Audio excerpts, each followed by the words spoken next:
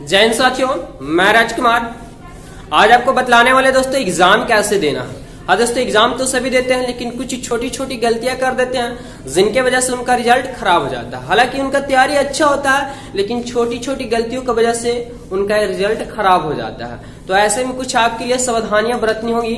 तो देखिए दोस्तों, सबसे पहले इंपॉर्टेंट बात होता है खान पान, क्योंकि दोस्तों आप जब एग्जाम देने जाते हैं तो आपको घर से कहीं दूर सेंटर मिला जाता है, गया हो पटना हो दूरी पे सेंटर रहता है। तो ऐसी स्थिति में कुछ लोग बाहर का खाना खा लेते हैं। तो बाहर का खाना खाना सीमित तरीके से, यानी बाहर का नहीं खाना खाएं तो ही ज्यादा बेस्ट होगा। क्योंकि दोस्तों ज्यादा अगर पूरी खा लेते हैं और भी तरह तरह की चीजें मार्केट का चीज खा लेते हैं जिससे आपका पेट खराब हो जाता है। तो ऐसे में आपका दिक्कत बहुत ज्यादा हो जाता है, एग्जाम में टाइम ज्यादा बर्बाद हो जाएंगे, बार बार लोटा लेकर जाना पड़ेगा, यानी बहुत समझ सकते हैं आपकी कितनी परेशानियां हो जाती है। तो ऐसे में सबसे पहले इंपॉर्टेंट बात है खान पीन पे। सिंपल खाना खाएं, रोटी खाएं, सब्जी खाएं, सलाद खाएं।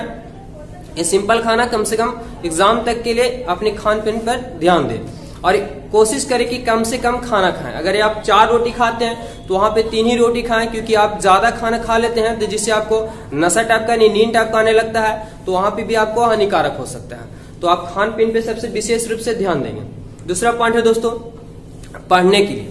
तो पढ़ने के लिए आप कोशिश करें कि नया चीज को एकदम नहीं पढ़े, एकदम भूल जाए नया चीज को पढ़े ही नहीं, क्योंकि नया चीज पढ़ने से पुराने वाले भी चीज भूल सकते हैं। क्योंकि पुराने वाले चीज जो पढ़ा हुआ आपको माइंड में ऑलरेडी पहले से पढ़ चुके हैं, वो आप थोड़ा सा उसको देखना है, बस वही आपको माइंड में चला गया। तो कम से कम वहीं से क्वेश्चन आपको बनने वाले हैं।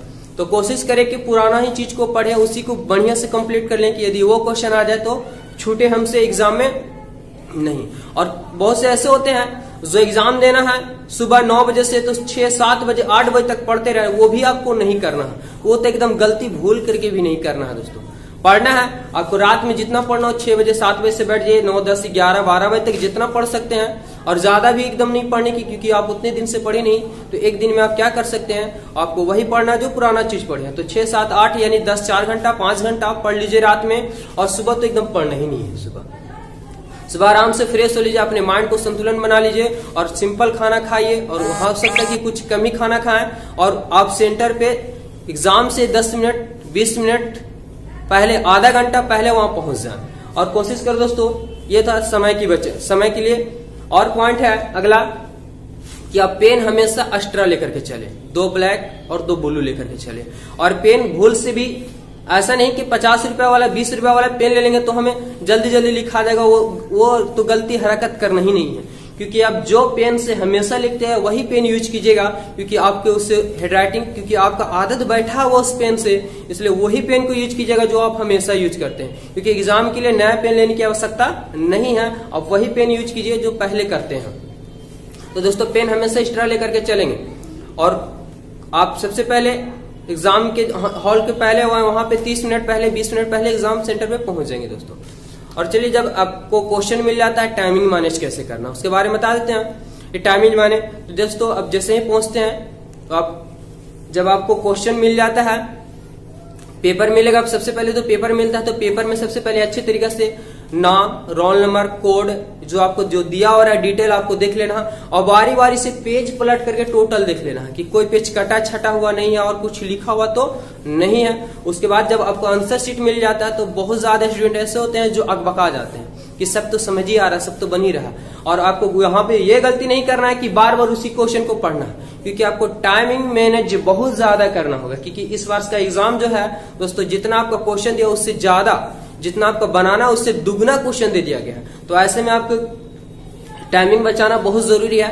तो सबसे पहले जो रूल नियम आते हैं 10 मिनट पढ़ने के लिए, जो आपको क्वेश्चन को पढ़ने के लिए टाइम दिया था उसी हिसाब से आप पढ़ लेंगे। उसके बाद जब आपको क्वेश्चन मिलेगा तो आपको वही क्वेश्चन बनाना है जो ऑलरेडी पहले से बनाया हुआ, यानी जो समझ में आ रहा हो, जो आसानी से बन जा रहा। उस क्वेश्चन पे जरा सा भी टाइम नहीं देंगे जो नहीं बन रहा। हाँ बन जाएगा लेकिन उस पे टाइम देना पड़ेगा, तो वैसे क्वेश्चन को पहले नहीं बनाएंगे। जो क्वेश्चन सबसे सिंपल तरीके से बनते हैं, एक बार में जितना क्वेश्चन बन जाता हो बना लेंगे। एक बार में मान लेते कि 40-45 क्वेश्चन आप बना लेते हैं, तो ऐसे स्थिति में फिर से उसे गिन लेंगे। 40-45 बन गया। अब दोस्तों कोई का हो जाता है 4 गो, कोई को छूट गया, कोई को 5 गो छूट गया, तो वैसे स्थिति में फिर से एक बार क्वेश्चन को देख लेंगे और जो क्वेश्चन वैसा क्वेश्चन जो बनने लायक हो लेकिन नहीं बनाए थे उस क्वेश्चन को मेहनत करेंगे और उस पर बना देंगे। तो यहाँ पे टाइमिंग को आपको बहुत ज्यादा बचाना होगा दोस्तों। अगला स्टेप है तो ऑब्जेक्टिव हो गया।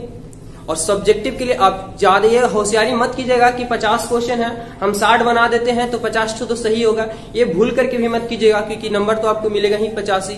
हो सकता है कि वैसी स्थिति में एग्जामिनर सीट जो होंगे वो आपको गलती भी कर सकते हैं, यानी 50 से बेसी नहीं बनाना।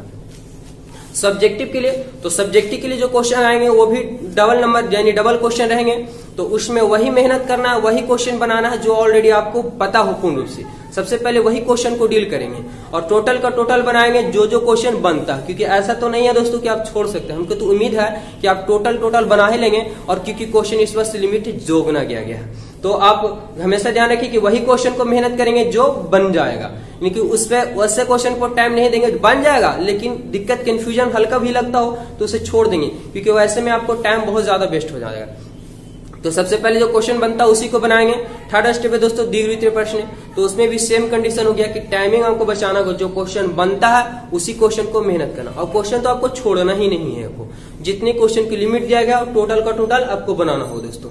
चलिए ये था एग्जाम के लिए। और वहां से अब जब एग्जाम से आप टोटल पहले मिला लेंगे, वहां पे अब टोटल बनाने के बाद टोटल आपको देख लेना है कि सीरीज कौन सा है, मेरे रोल नंबर सब तो टोटल सही है। जब आंसर शीट आप एग्जामिनर को दे देते हैं और वहां से घर आने के बाद ये गलती मत कीजिएगा कि पेज को जो एग्जाम देकर के आए से कितना नंबर का हम बनाए हैं कितना, यानी उसको गिनना नहीं है, उसको एकदम भूल ही जाना है अब कि अब हम क्या किए हैं और जितना होगा सो होगा।